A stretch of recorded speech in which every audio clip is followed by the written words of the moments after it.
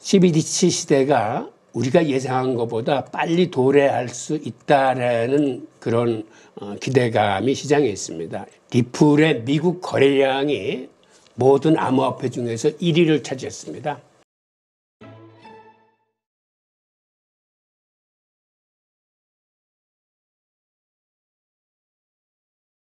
요즘 리플 가격이 심상치가 않습니다. 몇 개월 전에 작년 중반쯤이었나요? 한 600원대에서 놀던 것이 지금 거의 이제 5,000원대 근처에서 지금 등락을 거듭하고 있는데요. 하여튼 암호화폐 관련해서 지금 많은 분들이 불장을 기대하고 있습니다. 이와 관련해서 또 오늘 홍익희 교수님 모시고 의견을 한번 들어보도록 하겠습니다. 어서 오세요. 예, 안녕하세요. 네, 오늘 또 특별히 리플에 대해서 정리를 좀 해오셨네요. 네, 한번 좀 소개해 주시죠. 예, 오늘 말씀드릴 순서는 지금 화면에 보이는 차례 이 순서대로 말씀을 드리겠습니다. 트럼프가 당선되고 나서 가장 많이 오른 코인이 리플입니다. 이 비트코인이 한 50% 급등한 데 비해서 리플은 자그마치 658%가 폭등을 했어요. 지금 그래프에서 보시는 것처럼 선거 바로 이틀 전인 11월 4일에 50센트가 채 안 된 48센트였었는데 1월 19일 기준으로 했을 때 3불 29센트로 정확히 한 658%가 폭등을 했는데, 원래 리플이 코인마켓캡에 처음에 상장됐을 때 가격이 지금부터 한 12년 전인데 그때는 우리 돈으로 한 8원 했었어요. 8원 했던 게 지금 5,000원 가까이 됐으니 굉장히 많이 오른 거죠. 그런데 이거는 많은 사람들이 인재 시작이라고 보면서 리플에 생각보다는 많은 호재가 있습니다. 그래서 오늘은 제가 호재를 좀 정리를 해봤어요. 지금 화면에 보이는 8가지 호재에 대해서 순서대로 좀 말씀을 드리겠습니다. 먼저 한 달 전에 리플 스테이블 코인이 출시됐습니다. 근데 이 리플 스테이블 코인에 대한 시장의 반응이 뜨거울 뿐만 아니라 많은 투자자들의 기대도 큰 편입니다. 우선 리플 스테이블 코인은 기본적으로 리플 네트워크, 즉 XRP 레저에서 유통될 뿐만 아니라 이더리움 생태계에서도 이게 사용이 가능합니다. 그리고 이게 스테이블 코인이 만큼 달러와 1대1로 연동됐는데, 달러와 1대1로 연동되기 위해서 갖고 있는 담보물이 우선 달러 예금, 미국 국채, 그리고 현금 등의 등가물로 이게 보증이 되고 있습니다. 그리고 투명성을 유지하기 위해서 매달 외부 감사 증명서를 발행하기로 했어요. 그러니까 여러분들도 아시다시피 테더 같은 경우 많은 문제가 있었던 게 이게 투명하지 못해가지고, 즉 정말 1대1로 연동되어 있느냐, 그게 달러라거나 미국 국채로 확실하게 뒷받침이 돼야 되는데 한간의 소문들이 테더 같은 경우는 중국의 회사채, 그중에서도 신용등급이 나쁜 회사채도 많이 들어가 있더라라는 이러한 루머 때문에 많이 시달렸는데, 사실 그로 인해서 지금 테더 같은 경우는 좀 공경에 빠져 있는 상황입니다. 그건 제가 뒤편에 좀 말씀을 드리고, 지금 리플 스테이블 코인인 RLUSD는 발행 금액은 그렇게 많지 않아요. 한 5,300만 원 뿐이 안 되는데, 그런데 이게 일일 거래량은 굉장히 많습니다. 평균 1억 달러 이상이 유통될 뿐만 아니라 지금 코인마켓에 등록되어 있는 스테이블 코인만 해도 한 200개가 넘는데, 그중에서 거래량 순위가 4위에서 한 6위 사이를 오갈 정도로 시장에서 크게 각광을 받고 있습니다.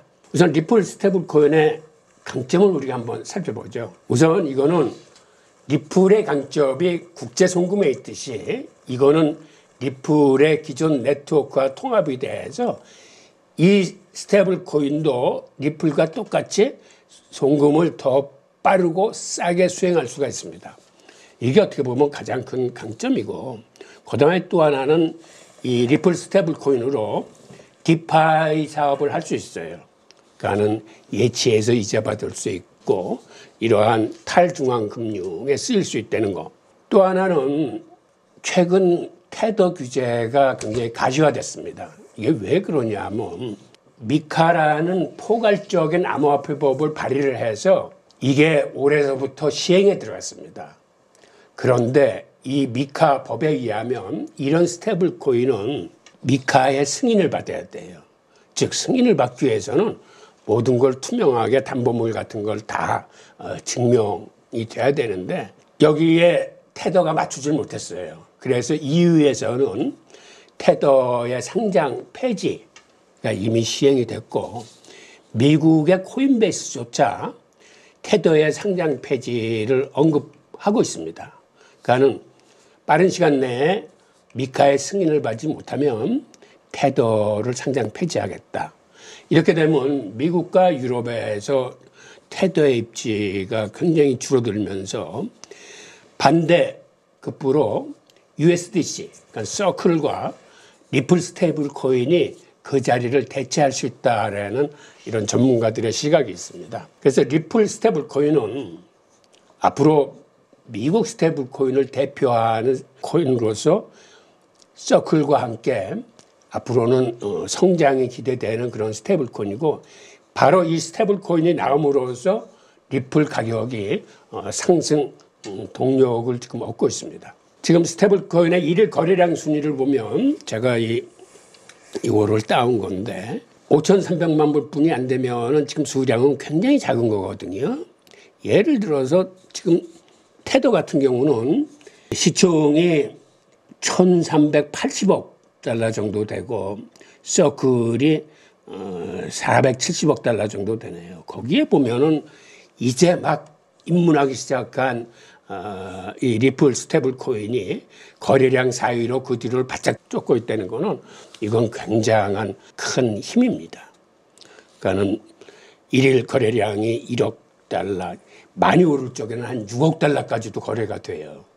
그러니까 이로 봐서 시장에서 리플의 수요, 스테이블 코인에 대한 수요가 굉장히 많다는 걸 알 수 있고 또 하나는 스테이블 코인 생태계 자체가 이제 막 시작하는 그런 단계라고 보시면 됩니다. 과거에 스테이블 코인이 잘 나갔다가 테러 루나 사태로 서리를 맞고 주춤했었는데 최근에 다시 전 고점을 돌파하면서 이제 다시 크기 시작하고 있습니다. 그래서 지금 스테이블 코인의 시총은 전체 한 2,160억 달러 정도 되는데 우리나라 돈으로 하면 한 315조 원 정도 됩니다. 그런데 이제 시작이라는 얘기는 많은 전문가들이 5년 내에 스테이블 코인의 시장이 3조 달러로 커질 것을 전망하고 있습니다. 실제로 이 스테이블 코인은 중남미 같이 인플레이션이 심한 나라에서 이게 거의 화폐로 쓰일 정도로 인기가 많고 이제는 무역 통화로서 또 각광을 받고 있습니다. 우리나라 동대문 시장 같은 경우도 지금은 스테이블 코인으로 중국 수입상들과 무역 활동을 하고 있어요. 스테이블 코인의 가격이 달러보다 지금 약간 높게 형성되고 있습니다. 예를 들어서 달러가 불당 한 1,460원 할 적에 스테이블 코인은 시중 판매가가 한 1,530원 정도 돼요. 그럼에도 불구하고 무역업자들이 스테이블 코인을 선호하는 이유는 이게 달러를 상업할 적에는 여러분도 잘 아시겠지만 사는 값하고 파는 값이 차이가 많습니다. 근데 스테이블 코인은 아시다시피 사는 값이나 파는 값이 똑같을 뿐만 아니라 달러로 교육을 해야 될 적에는 은행을 거치는 번거로운 절차들을 많이 거쳐야 되는데 스테이블 코인은 은행을 거치지 않고 수입상과 수출상이 다이렉트로 결제를 해버려서 끝내기 때문에 특히 보따리 장사 같은 사람들한테는 이게 굉장히 편리한 무역 통화가 되는 거죠. 그 외에도 앞으로는 탈중앙 금융시장이 커지기 때문에 여기에 스테이블 코인이 많이 필요하게 될 겁니다. 그리고 또한 미국 정부가 암호화폐를 긍정적으로 보기 시작한 게 스테이블 코인의 담보물이 대부분 미국 국채예요. 그러다 보니까 이거는 미국이 정책적으로 밀어주는 그런 암호화폐 산업 분야입니다. 자, 두 번째 호재에 대해서 말씀드리겠습니다. 지금 시장에서는 리플 소송의 종결 기대감이 팽배해지고 있어요. 여러분들도 잘 아시다시피 트럼프 정권이 들어서서 새로운 친암호화폐 시대가 개막이 됐습니다. 그와 동시에 여태까지 암호화폐 시장을 규제 일변도로 몰고 가던 미국 증권거래위원회 즉 SEC의 수장이 이제는 교체되고 있습니다. 그 다음에 새로운 수장이 들어오면 SEC의 지금 그 소송이 취하될 가능성이 거론되고 있어요. 그러니까는 게리 겐슬러가 나가기 전에 이거에 대해서 항소를 해놓고 나갔는데 아마 새로운 수장이 들어오면 그 소송 자체를 취하할 가능성이 높다라고 지금 시장에서 보고 있고, 설사 취하가 안 되고 이게 대법원까지 올라가더라도 리플이 이길 것이라는 이런 예상이 전망되고 있습니다. 소송이 종결되면은 이제 리플은 자유롭게 시장에서 활동을 할 수 있고, 기관이나 기업의 입장에서도 리플을 손쉽게 활용할 수 있기 때문에 이게 굉장히 큰 호재로 작용을 할 겁니다.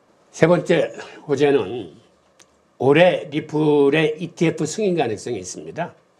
지난해 10월 달에 그 자산운용사 비트와이즈가 리플 ETF 출시를 승인 신청을 했어요.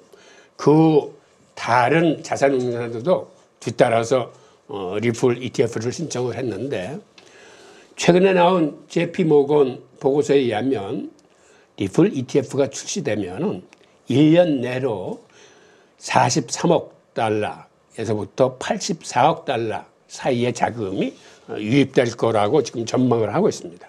네 번째 호재는 알트코인 시즌이 다시 피어오를 수 있다라는 전망입니다. 지금 그래프에서 보시는 것처럼 알트코인이 최근에 한번 크게 치고 올라갔다가 지금은 다시 비트코인 시즌으로 지금 돌아오는 중입니다. 즉 이제는 비트코인이 힘을 내서 한번 치고 올라가야 될 그러한 사이클이에요. 그랬다가 비트코인이 한번 신나게 치고 올라가면 그 뒤에는 알트코인이 치고 올라가는데, 그 중에서도 알트코인의 지금 대장격인 이더리움보다는 오히려 리플이나 솔라나가 더 상승세를 누릴 것이다라고 지금 시장에서는 전망하고 있습니다.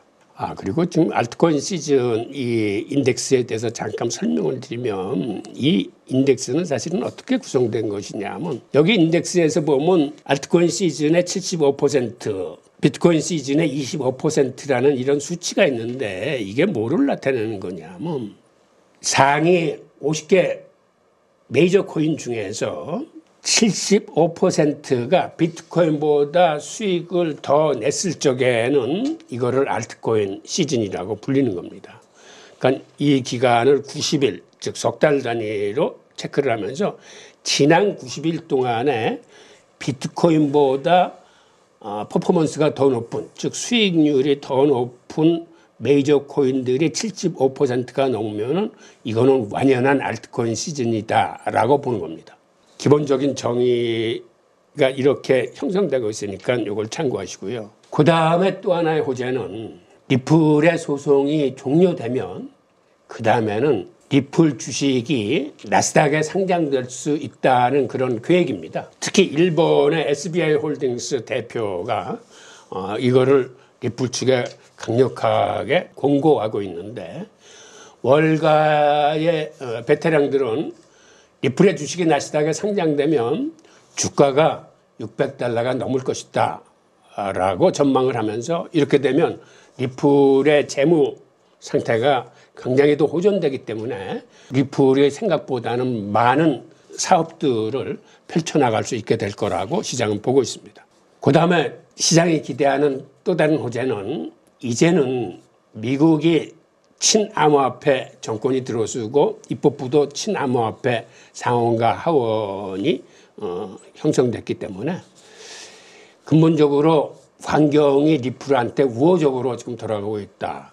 그래서 이제는 대형 은행들과 리플이 파트너십을 체결할 거다라는 기대감을 갖고 있습니다.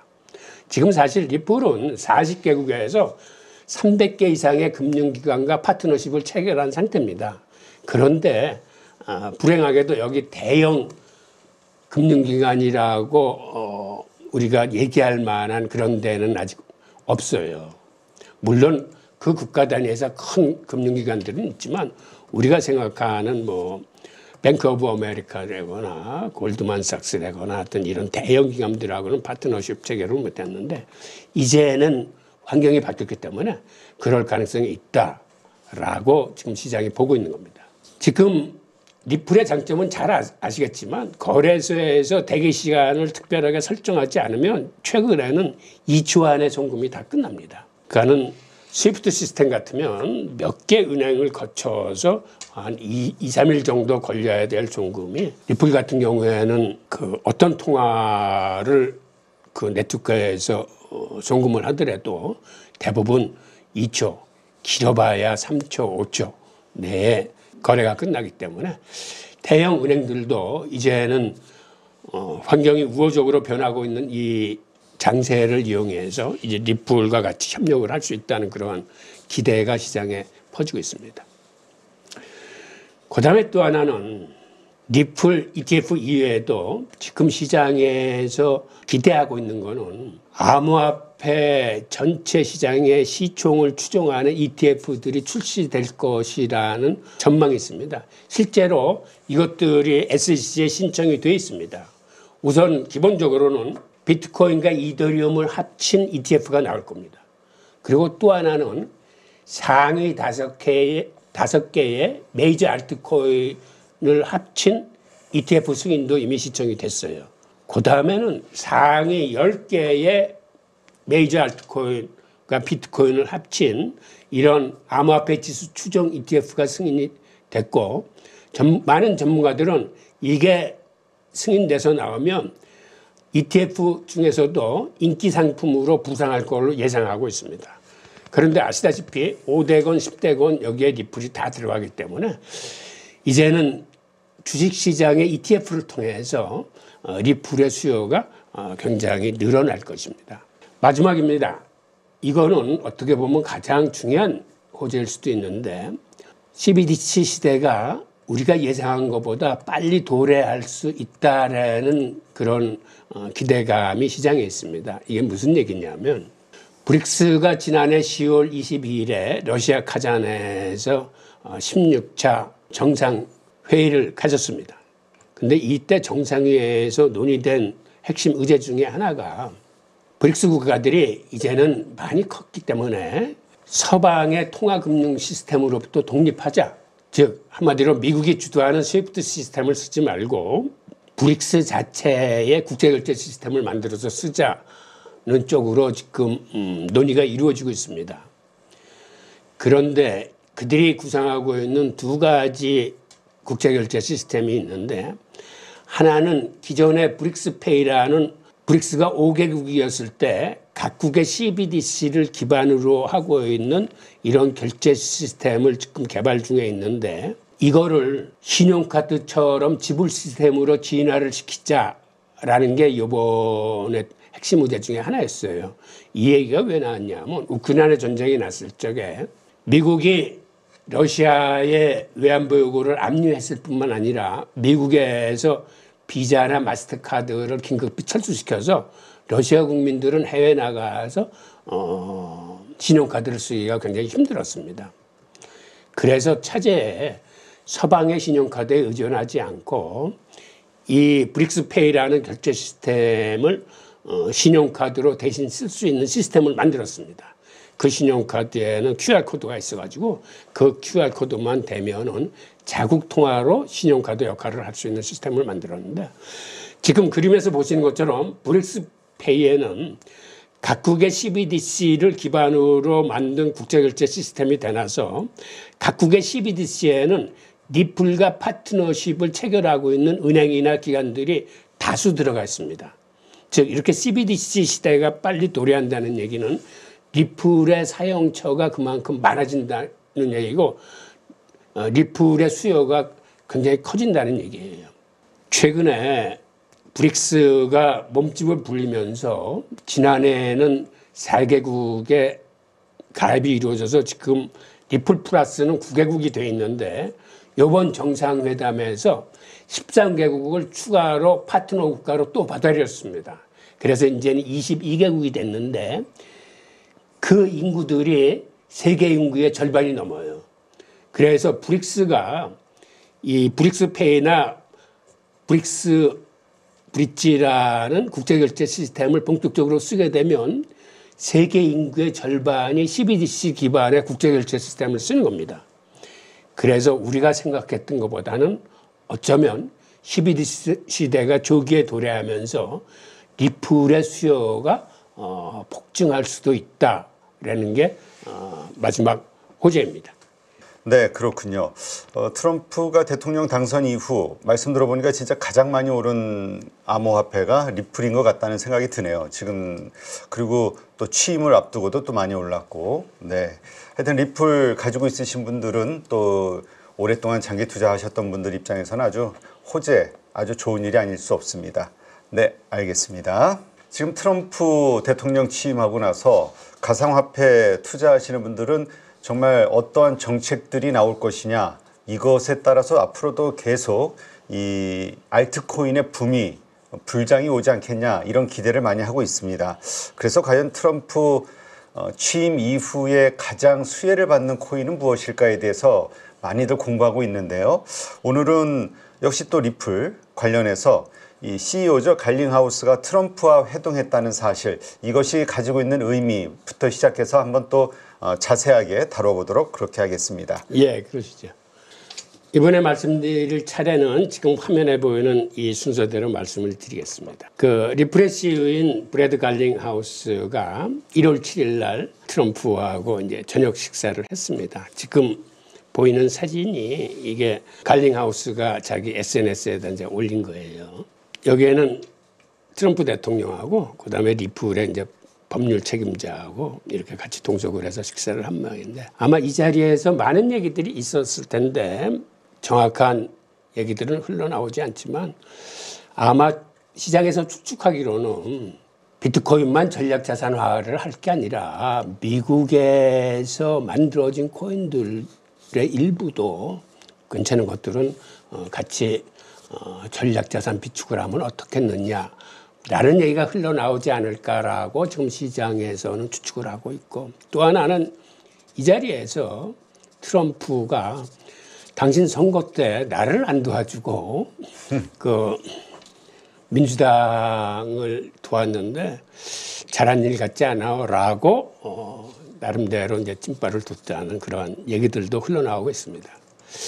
하여튼 이렇게 리플 CEO가 트럼프와 회동을 하면서 앞으로 그 리플이 하는 사업 방향에 아마 우호적인 환경이 조성될 거라고 보기 때문에, 이 또한 이런 사실이 밝혀지자 리플이 또 그 상승 동력을 받았습니다.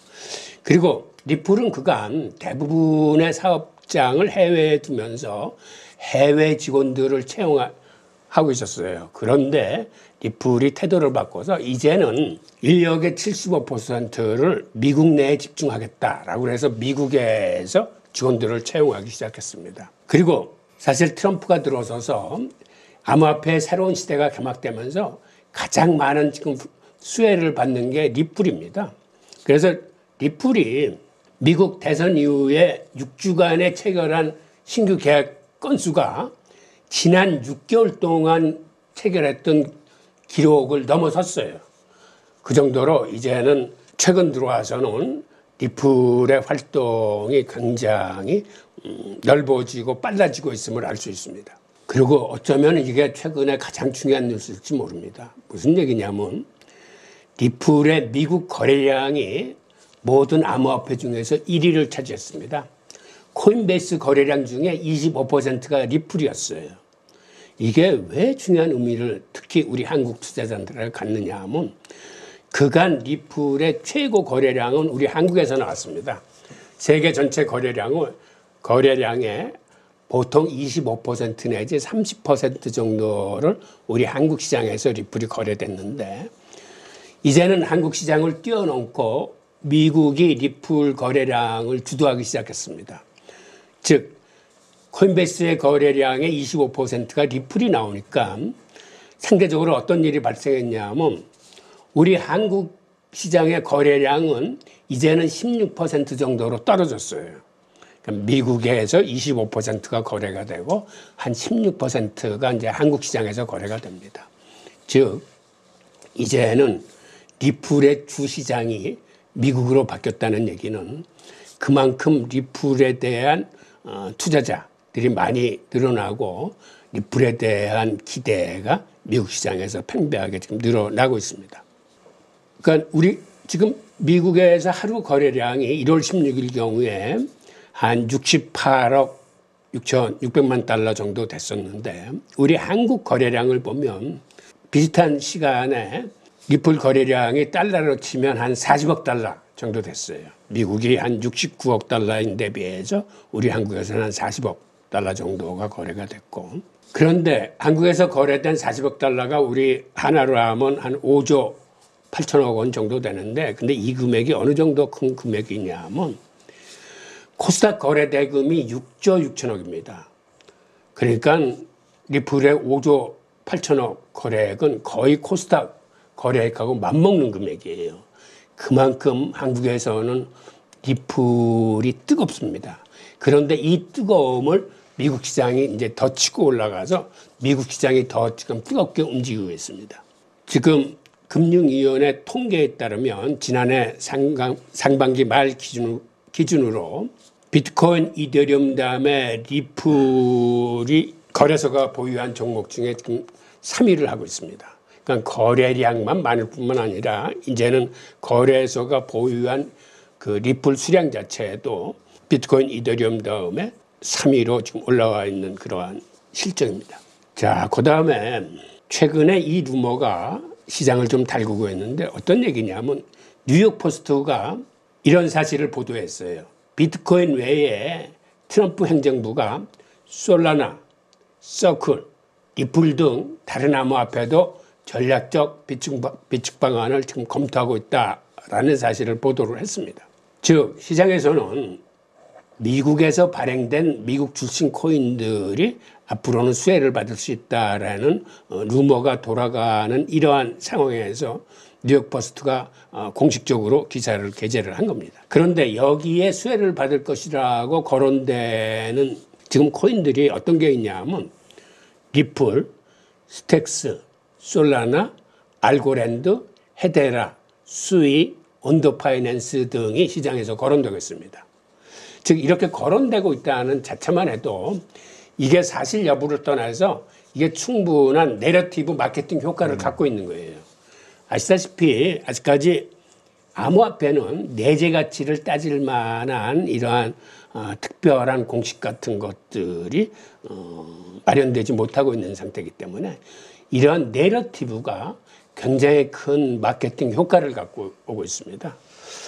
자, 그런 과정에서 지금 솔라나, 서클, 리플이 중점적으로 거론되고 있다는 이런 상황이 리플 가격의 상승 동인으로 작용하고 있습니다. 또 하나는 최근에 이렇게 리플 가격이 급등하다 보니까 리플 생태계 내에서 민코인들 발행이 많이 늘어나고 있습니다. 우선 암이라 불리우는 민코인은 처음에는 시총이 한 100만 달러였던 게 최근에 9천만 달러 찍고 1억 달러까지 막 치솟으려고 했을 정도로 지금 굉장히 큰 호응을 얻고 있고 1월 20일 들어가서 보니까 지금은 한 6,900만 달러 정도 선에서 시총이 이루어지고 있더라고요.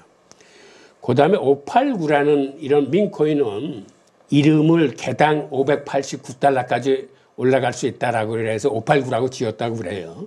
이런 민코인도 지금 급성장하고 있고 이외에 리필이거나 여러 가지 민코인들이 리플 생태계에서 지금 발행되고 있습니다. 그런데 이렇게 지금 리플 생태계에서 민코인들이 확산되고 있는 중요한 요소들은 리플이 이런 생태계를 만들기 위해서 마그네틱 엑스라는 토큰 생성과 거래를 가능하게 하는 플랫폼을 만들어서 시행을 하고 있고 그 다음에 거래 로봇인 퍼스트 레저라는 거래 로봇을 만들어 쓰고 있고 이런 민코인을 주로 담을 수 있는 전자지갑 등을 만들어서 기본적으로 민코인 확산에 대비한 이런 생태계를 준비한 게 나름대로 이제 제대로 시장에서 받아들이고 있는 거죠. 솔라나에 비해서는 아직 초기 단계지만 성장이 빠른 걸로 봐서 아마 리플 생태계도 빠른 속도로 커질 거라고 보여집니다. 그런데 안타까운 것은 최근에 트럼프 대통령 가족이 민코인을 발행을 했는데 이때 리플을 선택하지 않고 솔라나를 채택했어요. 그래서 잠시 솔라나 가격이 치솟고 리플 가격이 빠진 적이 있었는데 지금 이런 의미에서 솔라나와 리플이 경쟁 상태로 진입했다고 이제 봐야 되겠습니다. 그 다음에 또 리플 생태계가 지금 추진하고 있는 게 RWA 특화 체인으로서 지금 나름대로 급부상하고 있습니다. 이렇게 평가받는 데는 크게 세 가지 이유가 있는데요. 하나는 뭐냐면 아시다시피 리플이 송금이 빠르고 결제 수수료가 굉장히 쌉니다. 그런데 이게 기관들이 RWA 토큰화 사업을 할 적에 굉장히 유리하게 작용하고 있다라고 시장이 평가하고 있습니다. 그리고 또 하나는 리플이 그동안 기술적인 측면에서도 많은 개발 성과를 이뤄냈는데 그 하나가 AMM이라고 자동화된 시장 메이커입니다. 즉 특별한 중개자가 없이도 디지털 통화를 교환할 수 있도록 해주는 자율적인 거래 메커니즘입니다. 그리고 또 하나는 MPT라 불리우는 다목적 토큰인데 MPT는 RW 사업을 위해서 특별히 설계돼서 메타데이터를 직접 저장할 수 있는 이러한 특별 목적의 코인입니다. 이 코인으로 인해서 리플 생태계 내에서 기관들의 디파이 사업들이 여기서 활동할 수 있도록 뒷받침해주는 이런 기술입니다. 메타데이터라는 건 다른 데이터를 설명해주는 데이터로 데이터를 수집하고 저장하고 분석하는데 기관들의 입장에서는 이거를 굉장히 용이하게 만들어준다고 합니다. 즉 AMM과 MPT라는 이런 기술들 그리고 최근에 나온 스테이블 코인들이 특히 RWA 특화 체인으로서 리플을 평가받게 만드는 3대 요인 중에 하나입니다.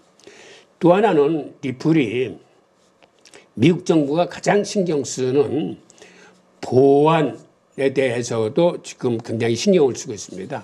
분산 식별자라 불리우는 DID 기술을 통해서 사용자 신원의 검증을 가능하게 관리를 하는, 즉 한마디로 암호화폐 거래소나 투자 기업들은 고객의 신원에 대해서 잘 알아야 된다라는 이러한 보안을 굉장히 준수하고 있습니다. 이게 왜 중요하냐면 지금 미국이 스위프트 시스템을 놓지 못하는 가장 큰 이유는 스위프트 시스템이 리플이나 이런 데에 비해서 형편없이 기술적으로 불리한데도 불구하고 한마디로 수수료도 비싸고 거래하는데 한 2, 3일씩 걸리고 그런데도 미국이 놓지 못하는 거는 스위프트 시스템을 통해서 이런 몇 단계 메시지 시스템을 통과할 적에 여기서 테러 자금이나 불법 자금, 마약 자금 같은 것들을 재걸러주는 이런 순기능이 있습니다.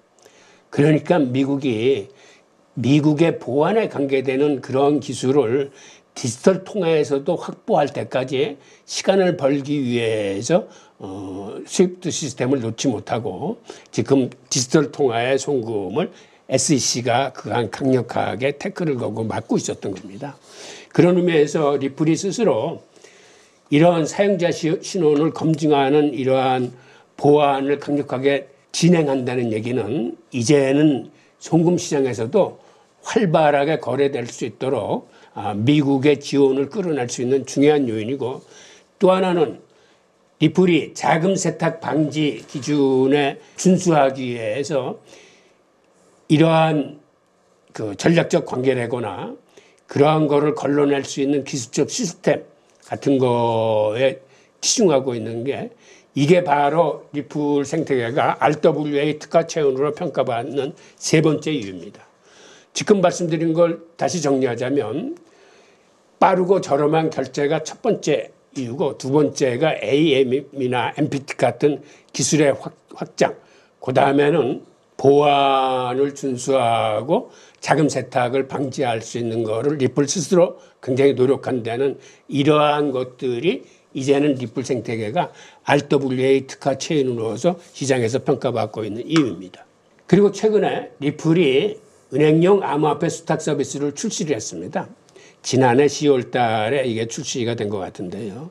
그래서 리플은 최근 커스터디 사업부를 설치를 했으며 이 디지털 자산을 보관하는 기능을 넘어서서 이 리플 생태계와 즉 네트워크와의 통합도 지원해주고 있습니다. 그리고 앞으로는 은행들이 이 암호화폐 스택 업무를 본격적으로 시행하게 되면 밑받침을 할 수 있는 그런 생태계를 이미 리플이 마련해 놓고 있는 거죠. 아마 트럼프 정부 들어서서 그간 대형 은행들이 스택 업무를 하지 못했던 가장 큰 이유 중에 하나가 SAB 121 법안이라고 해서 은행이 암호화폐 같은 위험 자산을 갖게 되면 이거를 부채로 기록하고 그만큼 자본을 더 충당해야 된다는 이러한 악법 때문에 대형은행들이 그동안은 암호화폐 스택 업무를 하지 못했는데 아마 트럼프 정부에서는 그 악법이 폐지될 걸로 보입니다. 그렇기 때문에 은행들이 암호화폐 스택 서비스에 본격적으로 참여하고 이러한 거를 준비하고 있는 리플 또한 수요가 굉장히 늘어날 걸로 보입니다.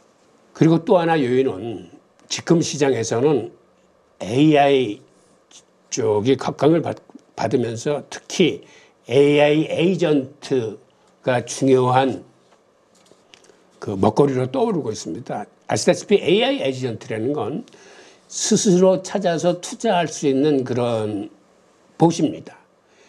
그래서 이제는 사람이 직접 투자하지 않고도 기본적인 임무를 부여하면 이제는 인공지능 에이전트가 투자자를 대신해서 투자를 하게 되는 세상이 지금 도래하고 있는데 그런데 AI 에이전트가 투자를 할 적에도 아직 주식시장 같은 특별한 내재 가치를 따질 수 있는 이러한 방정식이나 이런 것들이 암호화폐 시장에는 거의 없는 형편이기 때문에 어떤 의미에서는 내러티브가 강하게 작동하는 거, 그 다음에 여러 종류의 사업으로 가능성을 보여주는 이런 기술 개발하는 코인 등이 시장에서 각광을 받고 특히 AI 에이전트가 그런 거 위주로 투자를 할 가능성이 큰데 그런 면에서 지금 리플이 나름대로 목소리를 내고 투자들의 심리를 그들 편으로 유리하게 갖고 가면서 여러 상황들을 준비하면서 투자자들의 신뢰를 회복하고 있기 때문에 그런 의미에서는 앞으로 AI 에이전트가 활동이 강해질수록 리플 동안 수요가 많이 급증할 것으로 보입니다. 그리고 최근에 특징 중에 하나가 주요 코인들이 스스로 생태계를 만들고 펀더멘털을 구축하면서 나름대로 이러한 미래 마케팅에 지금 준비하는 게 하나의 큰 흐름입니다. 그러니까 리플 또한 여기에서 뒤처지지 않고 앞서서 뛰는 모습이 보이고 있습니다. 그 다음에 마지막으로는 제가 좀 전에 말씀드렸던 SAB 121이 폐기될 가능성이 높습니다. 여태까지는 가상자산을 보유하면 그만큼 은행이 자본을 더 써야 되기 때문에 사실상 가상자산을 보유하는 게 힘들었어요. 그런데 이제는 이 법이 폐기가 되면 금융기관들이 가상자산을 마음 놓고 보유하게 될 것으로 보입니다. 그렇게 되면 은행들이 주 고객인 리플로서는 굉장히 큰 호재를 맞게 되는 거고 그 다음에 리플 ODL이라고 그게 굉장히 강점으로 그때가 되면 이제 작동하게 될 겁니다. 이 ODL에 대해서 간단히 설명을 드리면 이 ODL 시스템은 굉장히 사용상의 이점이 큰데 한마디로 이런 겁니다. 리플 자체나 리플 스테이블 코인의 송금만 빠를 뿐만 아니라 국가 간 다른 통화를 서로 송금할 적에도 굉장히 유용하게 쓰인다는 겁니다. 예를 들어서 이런 겁니다. 한국에서 콜롬비아에 돈을 보낼 적에는 일단 원화를 갖고 달러를 산 다음에 이 달러를 미국 은행에다 송금을 합니다. 그리고 미국 은행은 그 달러를 다시 콜롬비아 은행에 보내고 콜롬비아 은행은 그 달러를 가지고 콜롬비아 페소를 사서 수취인한테 줍니다. 즉 원화와 콜롬비아 페소 간의 이런 송금을 미국의 은행들을 한 두 군데 거치면서 중간에 달러라는 혹은 이제는 유로화나 다른 통화들이 개입이 될 텐데 이거를 다이렉트로 보내는 사람과 수취인을 맺게 해주는 게 지금 리플의 ODL 시스템입니다.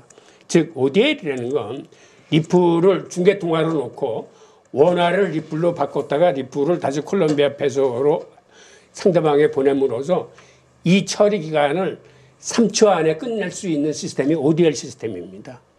그러니까 리플은 생태계 내에서 다른 통화들도 얼마든지 서로 바꿔서 이렇게 송금할 수 있는 이런 시스템을 갖고 있는데 이게 앞으로 은행에서 지금도 많이 쓰이고 있습니다만은 40개 위에서 300개 이상의 은행이 이 ODL 시스템을 쓰고 있어요. 그런데 앞으로는 대형 금융기관들이 이 시장에 발을 디디기 시작할 겁니다. 그러면 리플 수요가 그만큼 상승 동력을 받게 될 겁니다. 네, 하여튼 말씀 들으신 대로 이 리플 관련해서 참 많이들 기대하고 있는 것 같아요. 그 다음으로 또 이더리움에 대해서도 그렇고요. 네, 과연 트럼프 대통령 당선이 아니죠. 지금 취임했으니까 2기 시작 이후 과연 이 정부 내에서 집권 시에 가장 많이 오르는 코인이 어디가 될 것인가. 그 가운데 하나 리플 계속 좀 주목을 해봐야 될 것 같습니다. 오늘 좋은 인사이트 함께 해주신 홍익기 교수님 고맙습니다. 예, 감사합니다. 여러분 지금 계좌 운영하십니까? 언제까지 물린 종목들 바라만 보실 거예요. 사실 투자라는 게 간단합니다. 올라갈 종목 잘 찾아서 매수할 자리, 매도할 자리만 여러분들이 명확하게 알고 있으면 주식 정말 쉬워집니다. 지금 보유 종목을 잘라야 할지 끌고 가야 될지 고민인 분들 많으시죠? 저도 7번 깡통을 차본 사람으로서 여러분들의 고민이 어떤 건지 다 알고 있습니다. 그래서 제가 여러 번 실패를 겪으면서 일어서게 해줬던 기법들에 대해서 명확하게 알려드리도록 하겠습니다. 2025년 양봉 나온다라고 이야기 드렸는데 분명 좋은 장이 올 거니까 이 기회를 살리시면 좋겠습니다. 딱 8주만 집중하셔가지고 평생 써먹을 수 있는 돈 버는 기법 다 배워가실 수 있도록 만들어 드리겠습니다.